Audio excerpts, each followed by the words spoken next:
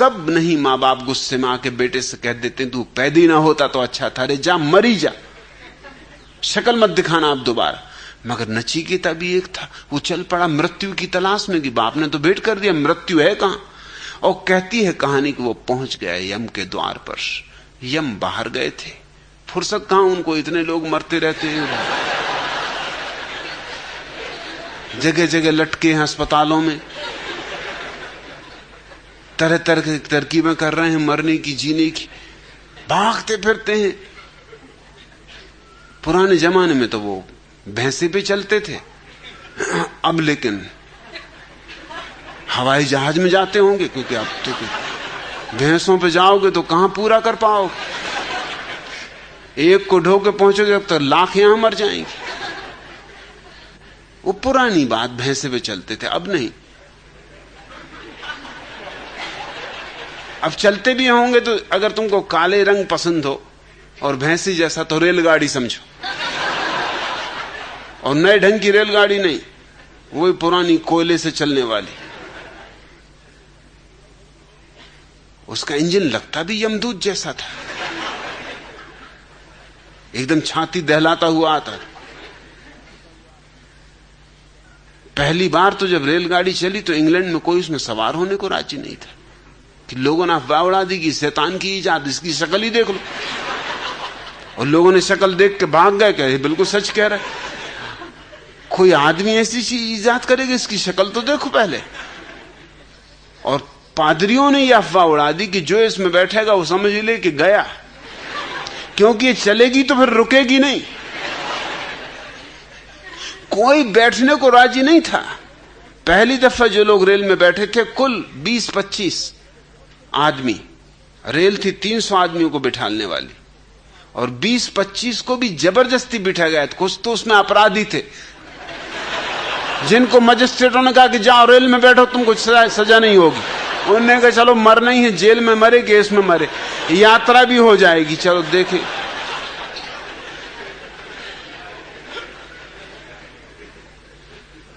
कुछ ऐसे थे जिनको देश निकाला दिया जाने वाला था, उनसे कहा कि तुम बैठ जाओ दो रेलगाड़ी में, तो देश से निकाला नहीं दिया जाएगा। मतलब प्रयोग करके देखना था कि होता क्या है। और कुछ हिम्मतवर लोग थे, मगर उनने भी पैसा लिया था बैठने का, ये अपनी जान जोखिम में डाल रहे हैं। अगर हम मर जाएं या रेलगाड़ी न रुके तो हमारे पत्नी बच्चों की कौन देखभाल करेगा। तो उनको गारंटी लिख के दी गई थी कि उसकी देखभाल की फिक्र सरकार की होगी। तब कहीं 20-25 आदमी रेलगाड़ी में चले, और उनके घर वाले उन्हें विदा करने आए थे, तो बिल्कुल आखिरी विदा दे गए थे कि भैया अब जा ही रहे हो, अब क्या मिलना होगा, अब के बिछड़े पता नहीं कब मिले। जैसी किताबों में सूखे हुए गुलाब मिले, पता नहीं कब, अब ये कब घटना घटेगी कुछ कहा नहीं जा सकता। आखिरी नमस्कार करके चले गए थे। रो रही थी पत्नियां, बच्चे रो रहे थे, मगर क्या करें। और जब रेलगाड़ी जिस गांव से निकली उस गांव से लोग भाग गए कि रेलगाड़ी आ रही। बामुश्किल जब रेलगाड़ी रुक गई तब लोगों को भरोसा आया कि अरे नहीं, ये रुकना भी जानती। यमदूत 3 दिन बाद लौटे, भैंसे की यात्रा और ढोते फिरते रहे होंगे।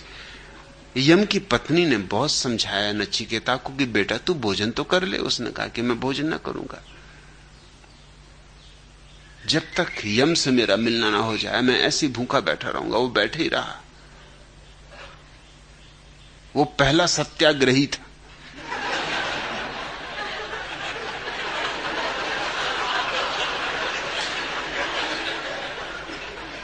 यमदूत थके हुए आए, भैंसे से उतरे, देखा ये लड़का बिल्कुल सूखा जा रहा है 3 दिन से। कि तुझे क्या हुआ बेटा? कहा मेरे बाप ने कहा कि मौत को देता हूं, तो मैं आपकी बड़ी तलाश करके यहां तक पहुंचा, आप मिले नहीं, ना मिले तो मैंने भोजन नहीं किया, जब मिलेंगे तभी भोजन करूंगा। यम बहुत प्रसन्न हुए। उन्होंने कहा कि तू 3 वर मांग ले, तू 3 वरदान मांग ले, धन मांग ले, पद मांग ले, प्रतिष्ठा मांग ले। उसने कहा कि उस सब में तो कुछ सार नहीं, वो मैं पिता के पास देख चुका, धन भी देख चुका, पद भी देख चुका, प्रतिष्ठा भी देख चुका। उससे अक्ल भी नहीं आती, और तो क्या खा खाएगा। मुझे तो मृत्यु का राज समझा दो, मुझे तो बता दो ये मृत्यु क्या है। यम ने कहा कि ये जरा कठिन, क्योंकि मृत्यु का जिसने राज जान लिया उसने अमृत का राज जान लिया। तू तो बड़ा होशियार है, तू पूछ तो रहा है मृत्यु की, लेकिन मृत्यु की बताने में मुझे तुझे अमृत की बतानी पड़े। लेकिन नचिकेता तो रुका ही रहा। उसने कहा फिर मैं भोजन नहीं करूंगा, मैं यूं ही मर जाऊंगा, यहीं सत्याग्रह करता हुआ मर जाऊंगा। यम को बहुत दया आई, उसे मृत्यु का राज बताया। मृत्यु का राज जानते ही उसे अमृत का सूत्र उपलब्ध हो गया। मृत्यु को जिसने पहचान लिया उसने अमृत को पहचान लिया। सद्गुरु के पास मृत्यु को जानना, मृत्यु को जीना, मृत्यु में गुजरना, यही साधना है। हमने ये तीनों रूप सद्गुरु को दिए। वो बनाता है, वो संभालता है, वो मिटाता है। वो मिटा ही नहीं डालता, वो सिर्फ बना के ही नहीं छोड़ देता, वो सिर्फ संभालता ही नहीं रहता। इसलिए सद्गुरु के पास तो सिर्फ हिम्मतवर लोग ही जा सकते हैं, जिनकी मरने की तैयारी हो, जो मिटने को राजी हो। सांत्वना के लिए जो जाते हैं सद्गुरु के पास, उनको पंडित पुरोहितों के पास जाना चाहिए। वो उनका धंधा है। तुम तो रोते गए, उन्होंने तुम्हारे आंसू पहुंच दिए, पीठ थपथपा दी कि मत घबराओ, सब ठीक हो जाएगा। कुछ सिद्धांत पकड़ा दिए कि ये तो दुख था, कट गया, अच्छा ही हुआ, पिछले जन्म का कर्म कट गया, एक कर्म से छुटकारा हो गया और आगे सब ठीक ही ठीक है। और ये ले जाओ हनुमान चालीसा पढ़ना और बजरंग बली प्रसन्न रहें तो सब ठीक है। कुछ मंत्र वगैरह पकड़ा दिया कि राम राम जपते रहना, ये माला फेरते रहना, ये राम नाम की चदरिया ओढ़ लो, घबराओ मत। अगर मरते दम भी उसका एक दफे नाम ले लिया तो अजामिल जैसे पापी भी तर गए। तुमने क्या पाप किया होगा? बस एक दफा नाम लेना मरते वक्त, गंगा जल पी लेना मरते वक्त, बोतल में बंद रख लो गंगा जल घर में, नहीं तो काशी करवट ले लेना, चले गए काशी, वहीं मर जाना मरते वक्त। कुछ भी ना हो सके तो मरते वक्त किसी पंडित से कान में गायत्री पढ़वा लेना, नमोकार मंत्र पढ़वा लेना। तुमसे नहीं कह पाते बने, अब जवान लड़खड़ा जाए, बिल्कुल मौत दरवाजे पर खड़ी हो गई हो, तो पंडित तो कान में दोहरा देगा, वो ही सुन लेना। तुमने तो नहीं कहा जिंदगी में कभी कि बुद्धम शरणम गच्छामि, संघम शरणम गच्छामि, धम्मम शरणम गच्छामि। कोई तुम्हारे कान में कह देगा, वो ही सुन लेना, उससे काम हो जाएगा। ये सब तरकीबें हैं बेईमानों की, बेईमानों के लिए ईजाद की गई। ये जीवन के रूपांतरण की कीमिया नहीं है। सद्गुरु के पास तो मरना भी सीखना होता है और जीना भी सीखना होता है, और जीते जी मर जाना यही ध्यान है, यही सन्यास है। जीते जी ऐसे जीना जैसे ये जीवन खेल है, अभिनय, इससे ज्यादा नहीं, नाटक है, इससे ज्यादा नहीं। इसको गंभीरता से न लेना। लेकिन बड़ी अजीब दुनिया है, यहां जिनको तुम भोगी कहते हो वो भी बड़ी गंभीरता से लिए, और जिनको तुम योगी कहते हो वो भी बड़ी गंभीरता से लिए हुए। दोनों बड़े गंभीर हैं। योगी और भी गंभीर है, भोगी तो कभी हंसे भी, योगी तो बिल्कुल ही हंसता नहीं। उसको तो भवसागर से पार होना है, हंसने की फुर्सत कहां। और जोर से हंस दो, भवसागर का पानी भीतर चला जाए, यही खात्मा।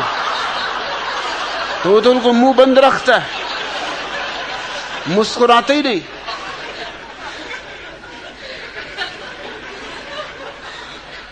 उसकी तो जान बिल्कुल अटकी है। वो तो किसी तरह राम राम कह के समय गुजार रहा है कि हे प्रभु कब उठाओगे, कब इस संसार सागर से छुटकारा होगा, कब आवागमन बंद करवाओगे? और प्रभु भी एक है कि वो आवागमन करवाया ही जाता है, तुम्हारे महात्माओं की सुनते ही नहीं। महात्मा लाख चिल्ला है, वो फिर आवागमन करवा देता है। परमात्मा सृष्टि के विरोध में नहीं है, सृष्टि उसकी है, कैसे विरोध में हो सकता है? सृष्टि तो एक अवसर है, मंच है, जिस पे तुम जीवन के अभिनय की कला सीखो और यूं जियो जैसे कमल के पत्ते पानी में भी और पानी छुए भी ना। सदगुरु तुम्हें यही सिखाता है। और ये तीन घटनाएं सदगुरु के पास घट जाएं तो चौथी घटना तुम्हारे भीतर घटती। इसलिए उस चौथे को भी हमने सदगुरु के लिए स्मरण में कहा है, गुरुर ब्रह्मा गुरुर विष्णु गुरुर्देवो महेश्वरा। ये तो तीन चरण हुए। फिर जो अनुभूति तुम्हारे भीतर इन तीन चरणों से होगी, ये तो तीन द्वार हुए। इनसे प्रवेश करके मंदिर की जो प्रतिमा का मिलन होगा, वो चौथा तुरी, चौथी अवस्था, गुरु साक्षात पर ब्रह्म। तब तुम जानोगे कि जिसके पास बैठे थे वो कोई व्यक्ति नहीं था, जिसने संभाला, मारा, पीटा, तोड़ा, जगाया, वो कोई व्यक्ति नहीं था। वह तो था ही नहीं, उसके भीतर परमात्मा ही था। और जिस दिन तुम अपने गुरु के भीतर परमात्मा को देख लोगे, उस दिन अपने भीतर भी परमात्मा को देख लोगे। क्योंकि गुरु तो दर्पण है, उसमें तुम्हें अपनी ही झलक दिखाई पड़ जाएगी। आंख निर्मल हुई कि झलक दिखाई पड़ी। तीन चरण है, चौथी मंजिल है। और सदगुरु के पास चारों कदम पूरे हो जाते। तस्मै श्री गुरुवे नमः। इसलिए गुरु को नमस्कार, इसलिए गुरु को नमन, इसलिए झुकते हैं उसके लिए। और पूर्णिमा का दिन ही चुना है उसके लिए सत्य वेदांत। क्योंकि हमारा जीवन दिन की तरह नहीं है, रात की तरह है। और रात में सूरज नहीं उगा करते, रात में चांद उगता है। हम हैं रात, अंधेरी रात। और गुरु हमारे जीवन में जब आ जाता तो जिससे पूर्णिमा की रात आ गई, जैसे पूनम का चांद उतर आया। चंद्रमा प्रतीक है बहुत सी चीजों का। एक तो यह कि वो रात में रोशनी देता है,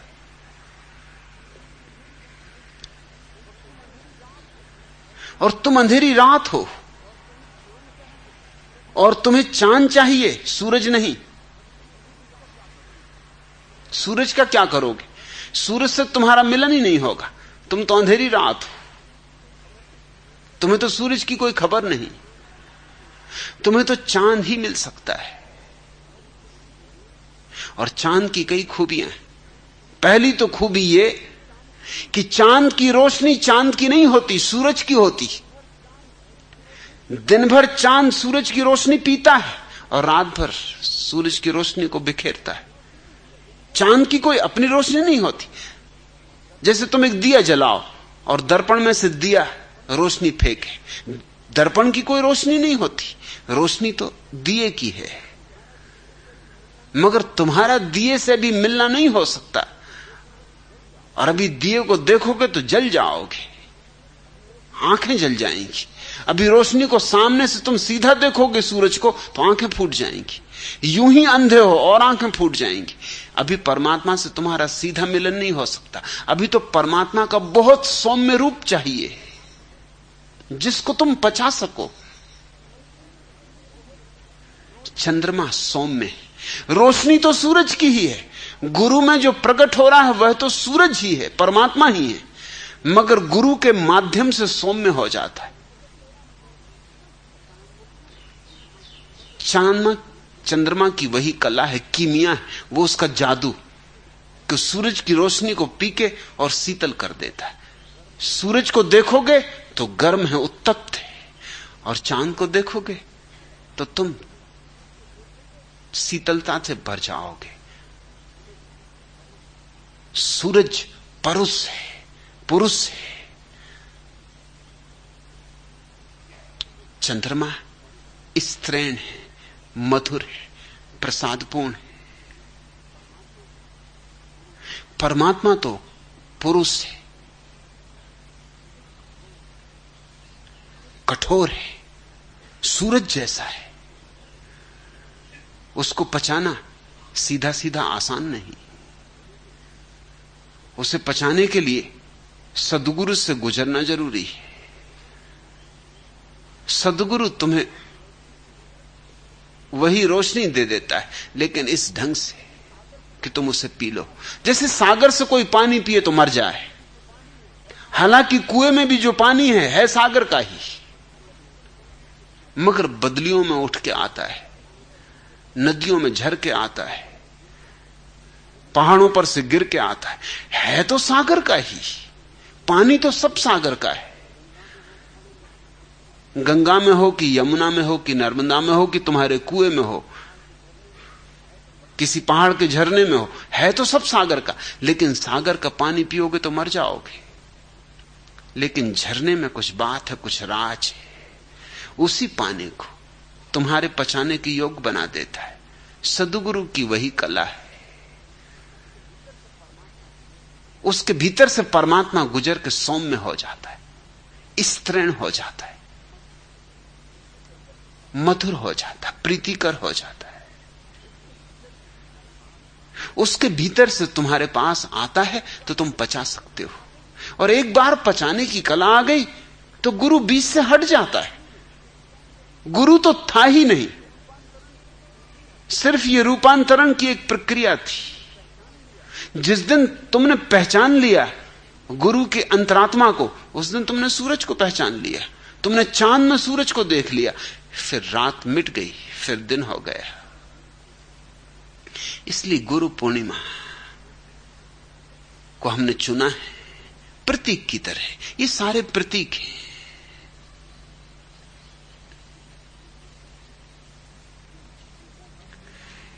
इन प्रतीकों का एक पहलू और ख्याल में ले लो। तुम जब सद्गुरु के पास जाओ तो जाने के चार ढंग हैं। एक तो है कुतूहलवश,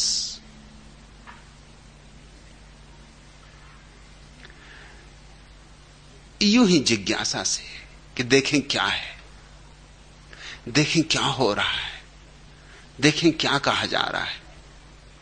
वो सबसे उथला पहलू है। दूसरा पहलू है विद्यार्थी का, कि कुछ सीख के आए, कुछ सूचनाएं ग्रहण करें, कुछ ज्ञान संग्रहित करें। वो थोड़ा गहरा है, मगर बहुत गहरा नहीं, चमड़ी जितनी गहरी, बस इतना गहरा है। तुम कुछ सूचनाएं इकट्ठी करोगे और लौट जाओगे। तीसरा पहलू है शिष्य का।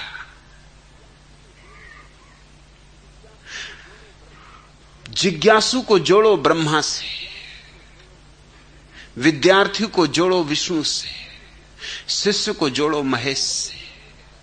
शिष्य वह है जो मिटने को तैयार है।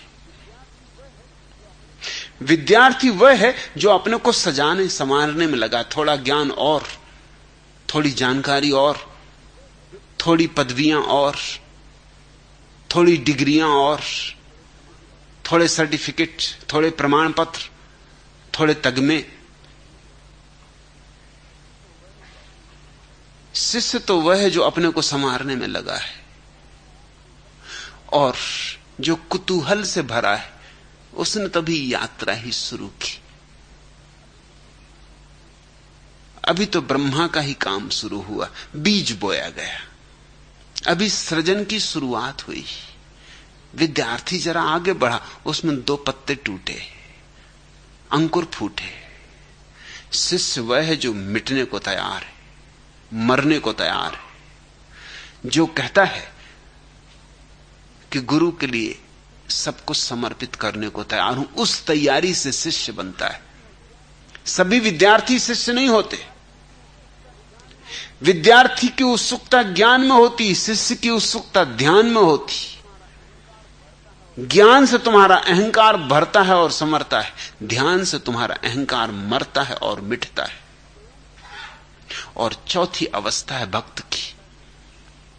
भक्त का अर्थ होता है जो मिट ही चुका। शिष्य ने शुरुआत की, भक्त ने पूर्णता कर दी। भक्त जान पाता है पर ब्रह्म की अवस्था को, जो गुरु के सामने मिट ही